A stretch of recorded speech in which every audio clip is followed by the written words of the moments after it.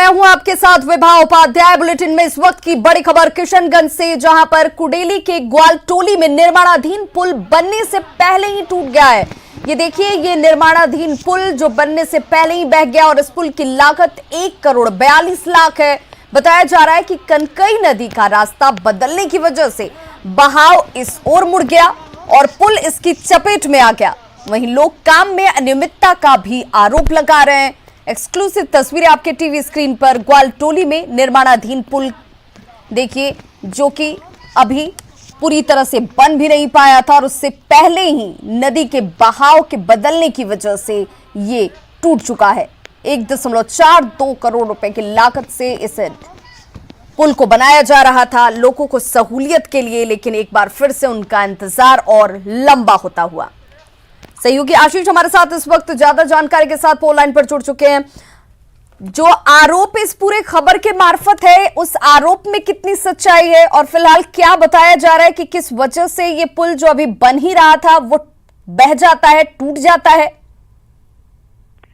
जी विवाद, देखिए इसमें सबसे बड़ी बात है जल निस्सरण वाले की भी लापरवाही है। क्योंकि रूट नदी का यदि बदलता है तो वो वहां से उसके बाद पुल टूटा है, तो पुल की गुणवत्ता की तो बात जांच होनी चाहिए और वो जांच होगी भी।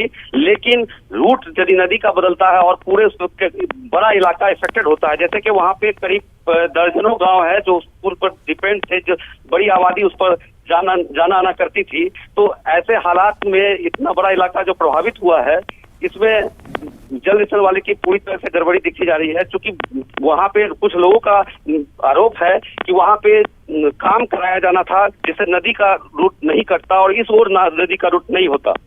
जी आशीष, बहुत बहुत शुक्रिया इस जानकारी के लिए। तो तस्वीरें देखिए आपके टीवी स्क्रीन पर, जहां पर ये निर्माणाधीन पुल जो कि टूट चुका है और इस इलाके के वो तमाम लोग जो इंतजार कर रहे थे इस पुल के बनने के साथ आवागमन सुचारू और अब उनके लिए आसान होगा, उनका इंतजार और लंबा खिंचता हुआ। लेकिन इसके साथ ही साथ लापरवाही भी और अनियमितता की बात भी सामने आती हुई, जो जानकारी हमारे सहयोगी दे रहे हैं और तस्वीरें आपके सामने एक्सक्लूसिव। और इसके पीछे ये कहा जा रहा है कि नदी का बहाव जो है वो अचानक बदल जाता है, वो अपने रास्ते से भटककर इस तरफ जैसे मुड़ करती है, रुक करती है, उसके बाद ये पुल जो है वो टूट चुका है, बह चुका है। राष्ट्रीय जनता दल पर बेरोजगारों से छल करने का आरोप लग रहा है। 5 सितंबर को तेजस्वी यादव ने आरजेडी का बेरोजगारी हटाओ पोर्टल लॉन्च किया था और इस पोर्टल पर अब तक 15 लाख बेरोजगार युवा रजिस्ट्रेशन करा चुके हैं। एनडीए के नेता आरोप लगा रहे हैं कि पार्टी पोर्टल के माध्यम से डाटा इकट्ठा कर रही है और इसका इस्तेमाल विधानसभा चुनाव में अपने प्रचार के लिए किया जाएगा। साथ ही एनडीए के नेता ये भी आरोप लगा रहे हैं कि आरजेडी के पास कुछ बचा नहीं है और इसीलिए वो नए नए हथकंडे के जरिए युवाओं को गुमराह करने की कोशिश कर रहे हैं।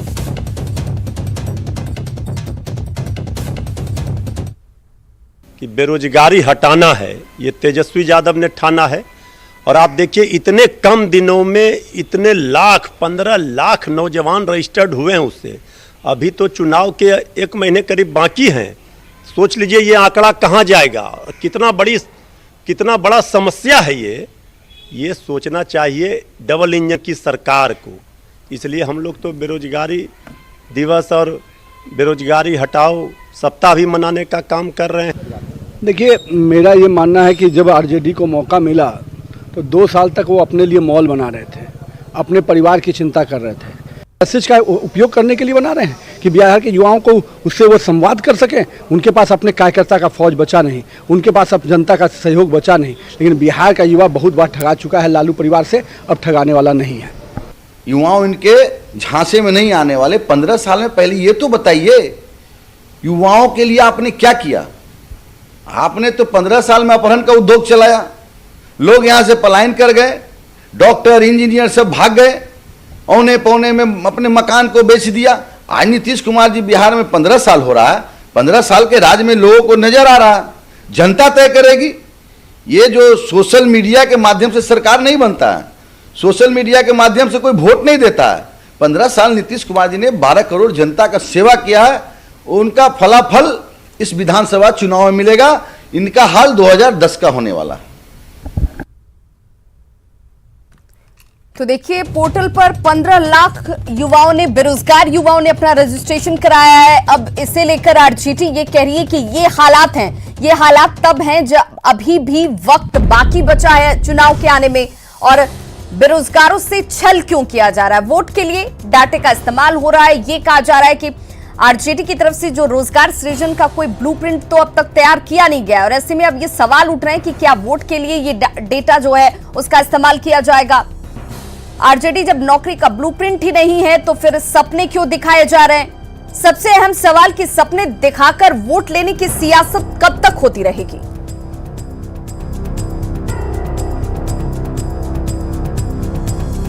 और सहयोगी अमित हमारे साथ इस वक्त सीधे लाइव जुड़ रहे हैं। अमित, सिर्फ इसे चुनावी स्टंट माना जाए, सियासी सिर्फ हथकंडा माना जाए कि युवाओं को और बेरोजगार युवाओं को एक सॉफ्ट टारगेट इस वक्त माना जा रहा है, और इसीलिए इस तरीके से आरजेडी इसे भुनाने में लग गई है। देखिए, निश्चित तौर पे विवाह, क्योंकि बिहार को कहते हैं कि युवा प्रदेश है और यहाँ पे युवाओं की संख्या जो है वो सबसे अधिक है, और यही वजह है कि हर राजनीतिक दल जो है वो युवाओं को साधने में जुटी है। और इसी के तहत जो है आरजेडी ने 5 सितंबर को एक पोर्टल लॉन्च किया था। तेजस्वी यादव ने ये पोर्टल लॉन्च किया था, और उसके बाद आज ये दावा किया गया है आरजेडी जो प्रवक्ता है मृत्युंजय तिवारी, उनके तरफ से कि पिछले 12 दिनों में राज्य के जो 15 लाख से अधिक युवा जो हैं वो रजिस्ट्रेशन करवा चुके हैं इस पोर्टल पे, और इनका सहयोग जो है वो आरजेडी को मिलेगी। आरजेडी अगले आरजेडी से तेजस्वी यादव जो है वो मुख्यमंत्री बनेंगे। तो कहीं ना कहीं खुले तौर पे ये आरजेडी स्वीकार कर रही है ऑन कैमरे पे कि युवाओं को साथ करके जो वैतरनी है आगामी विधानसभा चुनाव की, वो आरजेडी पार करना चाहती है, और इस मकसद से ही इस पोर्टल को जो है वो लॉन्च किया गया है। क्योंकि ये बात इसलिए भी कही जा रही है कि जो बेरोजगारी हटाओ यात्रा जिसका शंखनाद तेजस्वी यादव ने पटना के वेटनरी ग्राउंड से किया था, वो बीते हुए तकरीबन 1 साल के करीब का वक्त हो चुका है, और उसके बाद तेजस्वी जो है वो ठंडे वस्त्र में इस बेरोजगारी हटाओ यात्रा को छोड़ चुके थे। अचानक उन्हें याद आई है कि बेरोजगार जो युवा हैं उनको साधा जा सकता है, और उनके बल पे सरकार में वापसी की जा सकती है। कहीं ना कहीं इसी मकसद के साथ जो है वो इस बेरोजगारी हटाओ पोर्टल को लॉन्च किया गया, और अब ये दावा किया जा रहा है कि 15 लाख से अधिक युवा जो है वो जुड़ चुके हैं। अमित, ये चुनावी भले हथकंडा हो, लेकिन ये पेशानी पर सरकार के जरूर बल डाल सकता है, क्योंकि युवाओं को, और उसमें भी बेरोजगार युवाओं को, किस तरीके से आपने रोजगार नहीं मुहैया कराया, या सब्ज बाग दिखाए गए, या फिर तमाम आपके दावे उन तक तो नहीं हकीकत बनकर उतरे, इसका जवाब सरकार को देना इतना आसान नहीं होगा। सत्ता पक्ष के लिए भी इस पूरे मसले पर सफाई देना इतना आसान और सहज नहीं है। देखिए, निश्चित तौर पे कहीं न कहीं ये जो असहजता है वो सत्तारूढ़ दल के जो नेता हैं, विधायक हैं, उनके चेहरे पे दिख भी रही है, और यही वजह है कि चलिए हम मान लेते हैं कि ये आरोप प्रत्यारोप का खेल है, और ये कहीं न कहीं बेरोजगार युवाओं को साधने की ये जो है वो कवायद है, और यही वजह है कि जो सत्ता पक्ष के लोग हैं जो आरजेडी पे पलटवार कर रहे हैं, सियासी बयान दे रहे हैं। लेकिन एक जो ज्वलंत मुद्दा है कि आखिर इतने वर्षों में बिहार के जो लाखों बेरोजगार युवा हैं उनको रोजगार क्यों नहीं मिली, क्यों राज्य सरकार जो है वो शिथिल रही, और यही वजह है कि संविदा पे बहाली हुई, और अब जाकर के जो बेरोजगार युवा हैं वो रोजगार पाने के लिए हर दिन धरना प्रदर्शन करते रहे, यहाँ तक कि मुख्यमंत्री आवास तक का घेराव किया, और उन्हें लाठियाँ खानी पड़ी। इन तमाम सवालों को लेकर के जो है वो हमलावर है आरजेडी, और इसी वजह से आरजेडी ने पोर्टल लॉन्च किया, और कहीं ना कहीं उन्होंने अपनी चुनावी मंशा जो है वो जाहिर की है। हमारे साथ संजय सिंह भी हैं, मुख्य प्रवक्ता हैं जेडीयू के, बात इनसे भी कर लेते हैं। संजय जी, आपने कहा कि 15 सालों तक आरजेडी ने बिहार के बेरोजगार युवाओं को रोजगार नहीं दिया, यहाँ प्रहन का उद्योग चलता था। आपकी सरकार ने क्या किया? आपकी सरकार 15 साल तक युवाओं के को रोजगार क्यों नहीं मुहैया कराई? देखिए, आज तेजस्वी यादव जी को बेरोजगारी याद आ रहा है। मैं तो पूछना चाहता हूँ तेजस्वी यादव जी से कि आपके 15 साल के शासनकाल में कितने बेरोजगारों को आपने रोजगार दिया? आपने तो रोजगार छीनने का काम किया। 15 साल में लालू राबड़ी के शासनकाल में अगरे पिछड़े जाति धर्म मजहब के नाम पर लड़ाने का काम किया। ये जो पोर्टल है, पोर्टल के बहाने जो युवाओं का जो डाटा है उसको हासिल कर युवाओं को बरगलाना चाहते हैं। इनको मौका मिला 15 साल। चलिए मान लेते हैं हम बरगलाना चाहती है, और उसमें आरजेडी कामयाब भी होती दिख रही है। आप जो है आपकी सरकार 15 साल तक क्यों सोई रही, क्यों नहीं बेरोजगार युवाओं की चिंता आपने किया? और आज जब आरजेडी के नेता तेजस्वी यादव कर रहे हैं या दूसरी जो भी पार्टियां कर रही है, फिर आपकी पेशानी पे बल क्यों पड़ रहा है? युवाओं को रोजगार मिला, जितना लोग युवा उतना तो मिल नहीं सकता। आज लोग काम कर रहे हैं, आप प्रत्येक विभाग में जाके देख लीजिए, बोलने से कुछ नहीं होता। बहुत बहुत शुक्रिया अमित, बहुत बहुत शुक्रिया। लेकिन ये इस बात का जवाब तो सत्ता पक्ष को जरूर देना होगा कि आखिर जब ये 15 लाख बेरोजगार इस पोर्टल पर अपनी मौजूदगी दर्ज करा रहे हैं तो चिंता बेरोजगारों के हित के दृष्टिकोण से उनके सवाल के तौर पर तो वाजिब है, और जवाब आपके पास संतोषजनक नहीं। बहुत बहुत शुक्रिया तमाम जानकारी के लिए। और अब बात कोसी महासेतु की, जिस पर यात्रा से सफर की मुश्किलें खत्म हो जाएंगी।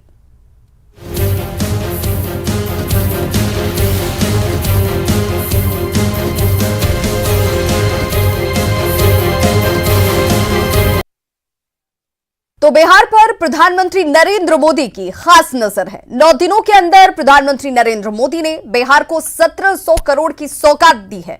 वहीं आज फिर 516 करोड़ से अधिक की सौगात दी जाने वाली है। कुल मिलाकर अगर बिहार में अब तक की बात की जाए तो 2200 करोड़ से अधिक की योजना का या तो उद्घाटन कर दिया गया है या फिर शिलान्यास हुआ है। इससे पहले 10 सितंबर को पीएम ने 294 करोड़ की योजनाओं की शुरुआत की थी। वहीं 13 सितंबर को याद कीजिए 901 करोड़ की योजनाओं की शुरुआत 13 सितंबर को की गई। वहीं 15 सितंबर को 545 करोड़ की योजनाओं की शुरुआत होती है। आज चौथी किश्त में पीएम मोदी 516 करोड़ की योजनाओं की शुरुआत करने वाले हैं, जिसमें महासेतु का उद्घाटन महत्वपूर्ण होगा।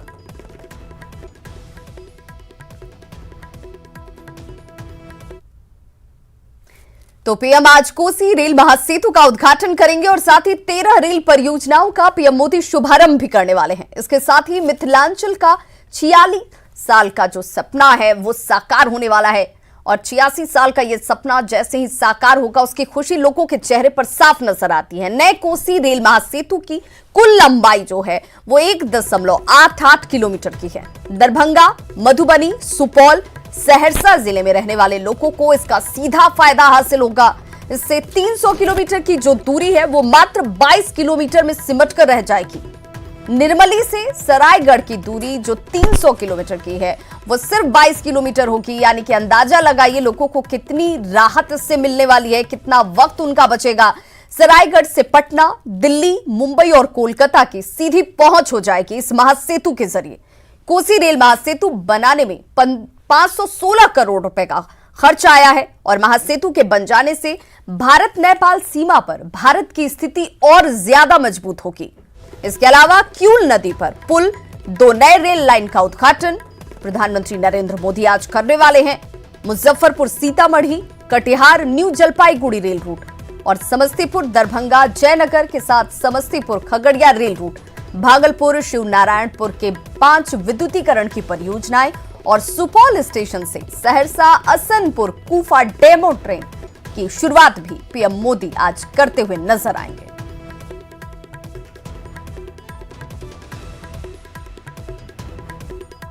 तो प्रधानमंत्री नरेंद्र मोदी कोसी रेल महासेतु के साथ ही भागलपुर शिवनारायणपुर रेल विद्युतीकरण परियोजना का भी उद्घाटन करने वाले हैं। साथ ही पीएम मोदी भागलपुर में विद्युत रेल इंजन से लैस मालगाड़ी को भी हरी झंडी दिखाकर रवाना करेंगे। भागलपुर रेलवे स्टेशन पर कार्यक्रम को लेकर के तमाम तैयारियां पूरी कर ली गई हैं। तस्वीरें आपके सामने हैं और मौके से जायजा लिया है हमारे संवाददाता राहुल ठाकुर ने। कोसी रेल महासेतु समेत 12 रेल परियोजनाओं की सौगात आज प्रधानमंत्री नरेंद्र मोदी देंगे, जिसमें शिवनारायणपुर भागलपुर रेलखंड नवविद्युतीकरण का भी उद्घाटन प्रधानमंत्री नरेंद्र मोदी के द्वारा किया जाएगा। प्लेटफॉर्म संख्या 1 पर आप देख सकते हैं कि किस तरह से यहाँ तैयारी की जा रही है। यहाँ पर जो है LCD स्क्रीन लगाया गया है। इस LCD स्क्रीन पर जो है प्रधानमंत्री का सीधा संबोधन यहाँ होगा और वर्चुअल मोड में जो उद्घाटन होगा, यहाँ पर न केवल नवविद्युतीकृत शिवनारायणपुर भागलपुर रेलखंड का उद्घाटन किया जाएगा, बल्कि जो इलेक्ट्रिक से चलने वाले रेल इंजन है और वो मालगाड़ी को भी यहाँ से हरी झंडी दिखाकर रवाना किया जाएगा। रेल मंत्री पीयूष गोयल के साथ साथ जो है स्थानीय तौर पर जो है मालदा रेल डिवीज़न के जो है डीआरएम समेत कई वरीय अधिकारी यहाँ मौजूद रहेंगे। साथ ही साथ स्थानीय जनप्रतिनिधि लोग भी यहाँ मौजूद रहेंगे। जो यह एक सौगात है, यह सौगात राष्ट्र को समर्पित किया जाएगा। हालांकि यह जो है शिवनारायणपुर भागलपुर रेलखंड का जो है विद्युतीकरण का काम जो है जून जुलाई महीने में ही पूरा कर लिया गया था और उद्घाटन का बाट जो रहा था, लेकिन आज यह जो है यहाँ पर सफल होता दिख रहा है और लगातार जो है यहाँ रेलवे के कर्मचारी लगे हुए हैं और यह जो है 12 बजे से कार्यक्रम शुरू होगा और 12 बजे के बाद जो है 12:30 के आसपास में जो है प्रधानमंत्री नरेंद्र मोदी जो है 12.5 रेल परियोजनाओं की सौगात भेंट करते हुए जो है अपना संबोधन भी करेंगे। तो लगातार जिस तरह से प्रधानमंत्री द्वारा जो है नई नई सौगात बिहार के लोगों को दिया जा रहा है, उसी कड़ी में जो है शिवनारायणपुर भागलपुर रेल विद्युतीकरण का भी जो है सौगात भेंट किया जाएगा। सहयोग कैमरामैन राजीव सिंह के साथ राहुल, न्यूज़ 18 भागलपुर। तो महासेतु के अलावे पीएम मोदी वीडियो कॉन्फ्रेंसिंग के जरिए लखीसराय में क्यूल नदी पर बने नए रेल पुल और क्यूल लखीसराय इलेक्ट्रॉनिक इंटरलॉकिंग का उद्घाटन भी करने वाले हैं। 2 तस्वीरें आपके टीवी स्क्रीन पर। इसके साथ ही लखीसराय रेलवे स्टेशन में बने फुट ओवर ब्रिज का भी उद्घाटन किया जाएगा। पीएम मोदी बाढ़ में रेलवे की तीसरी लाइन का ऑनलाइन उद्घाटन भी करने वाले हैं, जिसे लेकर तमाम तैयारियां पूरी कर ली गई हैं और बाढ़ के इस रेल लाइन से एनटीपीसी को सीधा फायदा होगा। कोयले की ढुलाई को लेकर के सहूलियतें हासिल होंगी।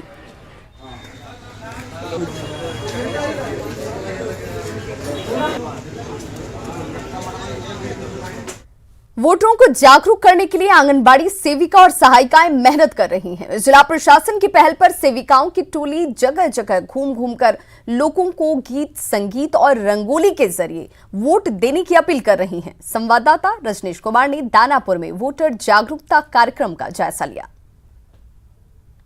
वोट डालने जाना है, अपना फर्ज निभाना है। माहौल चुनावी है। ऐसे में जहां राजनीतिक पार्टियां प्रचार प्रसार में जुट गई है, तो जिला प्रशासन भी वोटर जागरूकता अभियान में जुटा है। तस्वीरें दानापुर इलाके की है और देखिए कि जो आंगनबाड़ी सेविकाएं हैं वो कमान संभाल ली हैं वोटर को जागरूक करने का।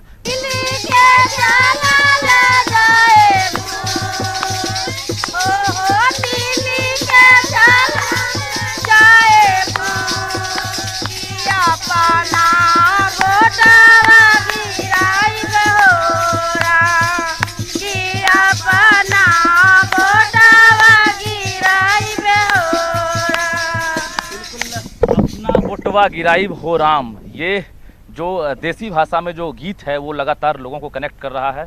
हम यहाँ पर जो अधिकारी हैं, सीडीपीओ हैं इस क्षेत्र की, मैडम किस तरह से अभियान आप लोग चला रही हैं और कितना असर पड़ रहा है? नहीं, बहुत असर पड़ रहा है, क्योंकि हमारी आंगनबाड़ी कार्यकर्ताएं जो है डायरेक्ट महिलाओं से गांव से जुड़ी हुई होती हैं और इसके हमारे जो कार्यक्रम जो दिए जा रहे हैं उसके साथ साथ वोटर अवेयरनेस का भी कार्यक्रम लगातार चलाया जा रहा है। चूँकि अभी कोविड की भी ये स्थिति है, ऐसे में कहीं वोटर और पहले भी महिलाओं की स्थिति कम ही रहती थी और कम ना हो जाए, इसलिए लगातार इसको अभियान असर दिखाने लगा। जी, अभियान असर दिखाने लगा है। महिलाएं तैयार हैं कि नहीं, हम सारे सुरक्षा मापदंडों के साथ और कोविड को लेकर के कहीं और इस तरह के और कमी ना आ जाए, तो हम लोग अभी घर घर जा कर के, हम हो मतलब सेविकाएं हो, हम लोग घर घर जा कर के महिला हो या पुरुष हो सबको जागरूक कर रहे हैं कि आप लोग बूथ तक जाएं, अपना वोट जरूर दें और जो भी अगर जो कोई संक्रमित है तो अंतिम में जाएं, लेट से जाएं। हेमलता जायसवाल। क्या ठाना है आप लोगों ने? कोई लक्ष्य है कि एक भी वोटर नहीं छूटे जो 18 वर्ष से ऊपर? जी हाँ, हम लोग आंगनबाड़ी सेविका फील्ड में घूमकर जो नए नए किशोरा किशोरी है उनको हम लोग बार बार ये कर रहे हैं कि जो वोट माने देना है, आपको 18 साल हो गया है, आपको अपना अधिकार है, आप वोट दीजिए। जाना क्या नाम हुआ आपका? जी, मैं पिंकी देवी, आंगनबाड़ी सेविका। निश्चित रूप से जिला प्रशासन का प्रयास है कि इस बार कोविड के बावजूद जो वोटिंग परसेंटेज हो उसमें कहीं से कोई गिरावट नहीं हो बल्कि इजाफा ही हो। कैमरामैन अभिषेक के साथ रजनीश कुमार, न्यूज़ 18 दानापुर। और इस वक्त की बड़ी खबर राजधानी पटना से सामने आती हुई, जिसमें नीतीश कैबिनेट की अहम बैठक आज होने वाली है। नीतीश कैबिनेट की इस अहम बैठक में शारीरिक शिक्षकों की बहाली पर मोहर लग सकती है। ये बड़ी खबर इस वक्त, जिसमें शिक्षा विभाग ने बहाली के लिए प्रस्ताव तैयार किया हुआ है और कैबिनेट की बैठक में इस पर मोहर लगने की उम्मीद जाहिर की जा रही है।